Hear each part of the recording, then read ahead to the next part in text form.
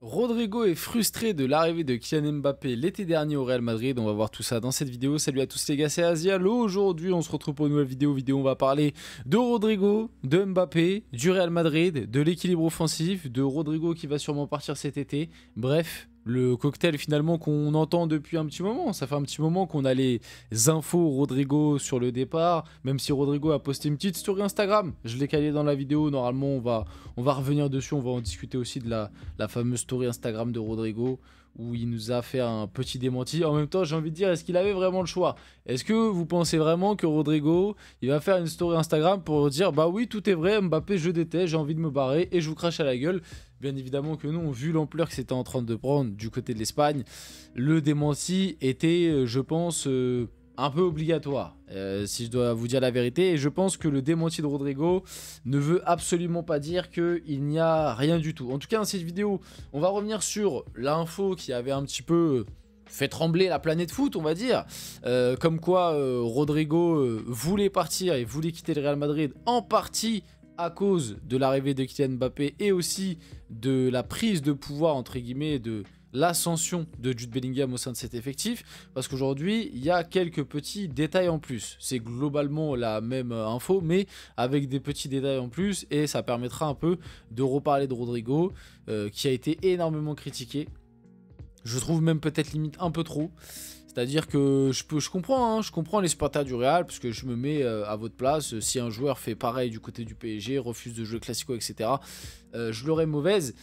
Maintenant, tu peux lui reprocher ça, mais je trouve qu'il y a des trucs qui lui sont reprochés, ou il y a des trucs sur lesquels il est critiqué, où je trouve que vous êtes quand même dur et vous oubliez un petit peu ce que Rodrigo, quand même, il a fait à des moments pour le club. Hein. Je dis pas que c'est une légende ou je sais pas quoi, parce que moi je suis pas comme certains supporters du Real qui choisissent les légendes des autres clubs à la place des supporters.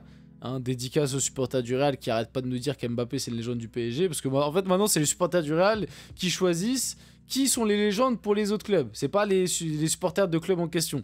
Ça c'est complètement dingue, mais bref.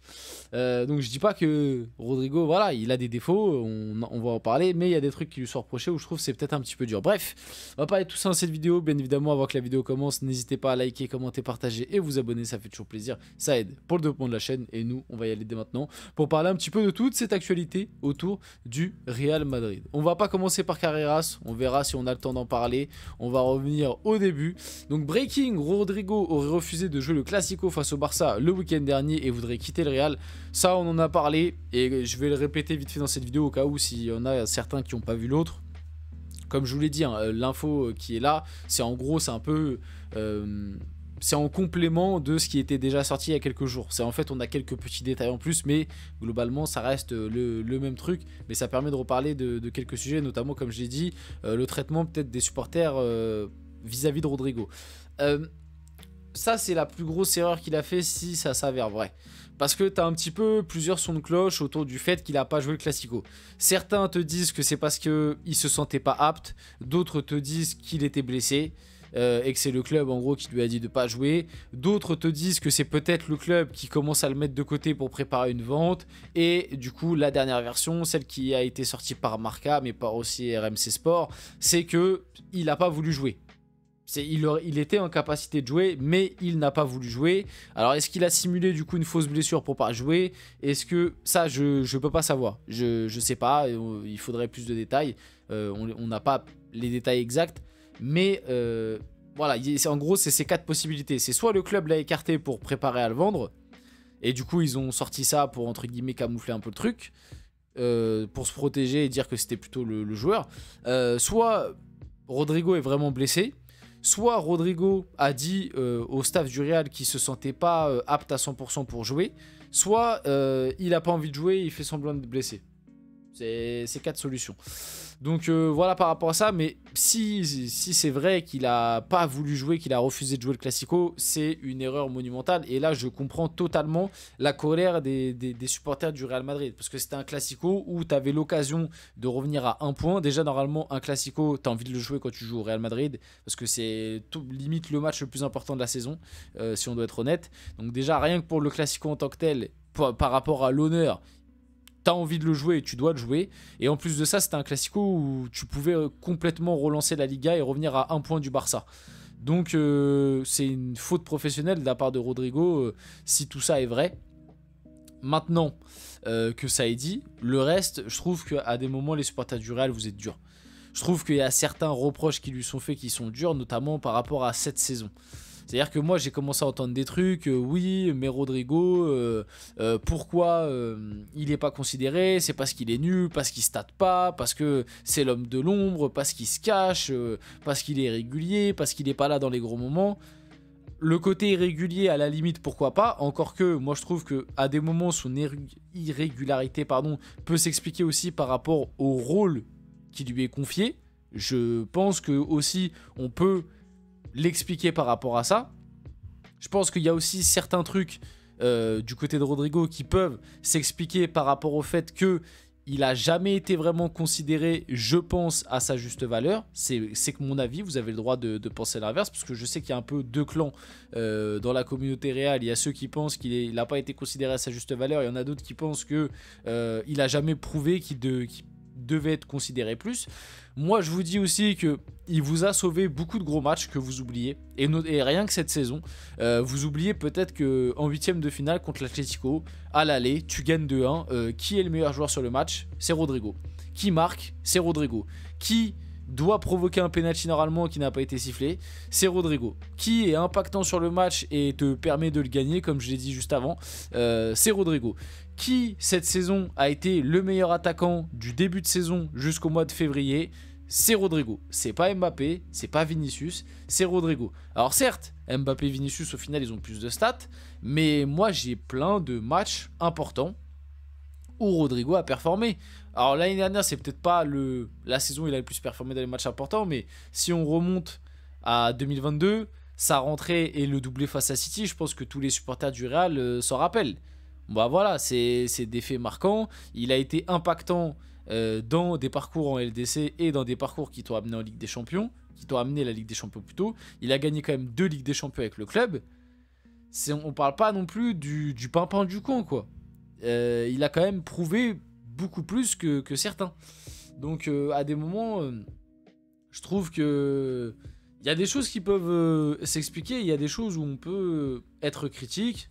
Le côté irrégulier, comme j'ai dit juste avant, pour moi ça peut aussi s'expliquer par rapport au fait que tactiquement il n'y a pas de vraie tactique dans cette équipe du Real, et ça depuis des années en vrai. Et aussi il joue pas du tout dans un rôle qui lui convient en réalité. Mais bref, on enchaîne ensuite. Le Brésilien se sent dans l'ombre de Bellingham, Mbappé, on en avait déjà parlé. Il juge ne pas être considéré à sa juste valeur. Moi c'est ce que je pense aussi, et c'est ce que je vous ai dit juste avant. Je trouve que en fait il est trop bas. Je dis pas que... Parce pour moi, il n'a pas non plus prouvé qu'il doit être au même niveau qu'un Vinicius, par exemple. Ou même qu'un Mbappé, si vous voulez. Parce qu'Mbappé, il state beaucoup plus. Même si, factuellement, au Real Madrid, Rodrigo a plus prouvé qu'Mbappé. C'est factuel. Hein. Il a gagné, parce qu'il est là depuis plus longtemps, il a gagné 2 Ligues des Champions, etc. etc. Maintenant, je trouve quand même qu'il est trop bas. Je trouve qu'il est considéré de manière beaucoup trop basse et qu'il aurait dû être considéré quand même de bien meilleure... des manières depuis déjà pas mal de temps. Donc voilà, il est resté cloîtré chez lui ces derniers jours, vexé par sa situation. Alors ça, c'est quand même complètement dingue. Et du coup, selon le journaliste Felipe Del Campo, il ne veut plus jouer au Real Madrid. Bon, de toute façon, moi je vous en ai déjà parlé. À l'heure actuelle, je pense qu'il y a 90% de chances que Rodrigo quitte le Real Madrid. Je pense que on est quasiment sur un départ, même si, comme je vous l'ai dit, il a démenti lui sur ses réseaux, où en gros Rodrigo donne de ses nouvelles. Merci pour tous vos messages et vos inquiétudes, je reviens bientôt, arrêtez d'inventer des histoires. Donc là, il est dans un sas de récupération, je pense, donc c'est pour en gros bien montrer que s'il est absent en ce moment, c'est uniquement à cause d'une blessure. Sauf que le problème, c'est qu'on ne sait pas trop. C'est-à-dire que le club ne communique pas, le joueur non plus. C'est-à-dire que vas-y, on va essayer de croire un peu leur version du non mais en fait tout va bien, c'est juste qu'il est blessé, mais il est blessé où? On sait pas trop. On sait pas trop là où il est blessé. On sait pas trop la durée d'indisponibilité. On sait pas trop il s'est blessé quand. C'est arrivé comme ça un peu d'un coup. Voilà, tu vois, il y a plein de trucs que je trouve qui sont assez suspects dans cette histoire. Moi, si je dois vous donner ma théorie, mon avis, moi je pense que Rodrigo, effectivement, il a un ras-le-bol. Et je pense que dans tous les cas, même si Rodrigo n'avait pas eu ce ras-le-bol, le Real lui aurait coupé la tête cet été et l'aurait vendu ou aurait essayé de le vendre.